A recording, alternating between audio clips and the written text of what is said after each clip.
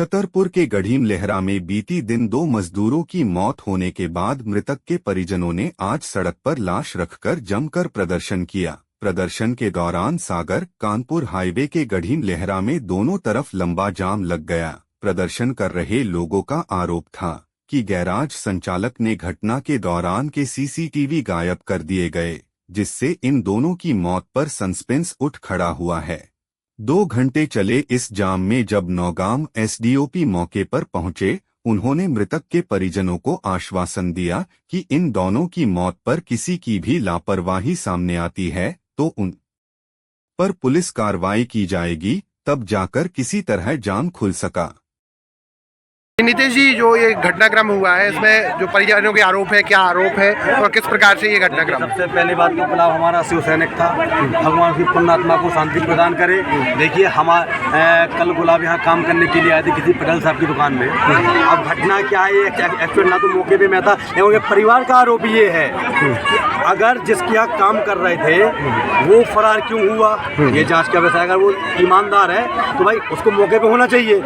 CCTV footage दुकान से क्यों गायब है, मतलब कैमरे निकाल लिए गए, ये जांच का विषय है। और इतनी बड़ी धूप में जहाँ 45 डिग्री टेम्परेचर है, वो टैंकर में गए क्यों इतनी धूप में, ये जांच का विषय है। और इनका आरोप ये है कि टीआई महोदया द्वारा इस केस में लीपापोती करने का काम किया जा रहा है। और हमने स्पष्ट कहा है एसडीओपी मिश्राम साहब या पुलिस अधीक्षक महोदय आए और हमें 48 घंटे के अंदर कार्रवाई करने का आश्वासन दे तो हम तैयार हैं। वरना देखिए, हम बिल्कुल कार्रवाई करवाने की स्थिति में है, चाहे हमें कुछ भी करना पड़े इस बार। ये जो सीसीटीवी निकालने की बात है, घटनास्थल पर सीसीटीवी लगे थे क्या? लगे थे वहाँ पर सीसीटीवी? देखिए, उनके परिवार का आरोप है, जो वहाँ काम करने वाले लोग हैं उनका आरोप है। तो निकाले क्यों गए सीसीटीवी, क्या लगता है? अब कुछ दाल में काला होगा, ये तो वही बता सकते हैं जिनने निकाला, जिनको परिवार पर शक है। पुलिस ने इस 24 घंटे के दरमियान में क्या किया है अभी तक? पुलिस ने कुछ नहीं किया है।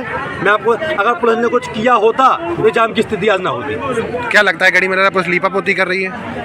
शक तो यही है, कहने के आप सामने देख रहे हैं। अगर लीपापोती नहीं हो रही होती तो टीआई साहब परिवार वालों का भाई सवाल का जवाब तो देते। जब सवाल का जवाब ही नहीं उनके पास, तो कहीं ना कहीं लीपापोती करने का शक है।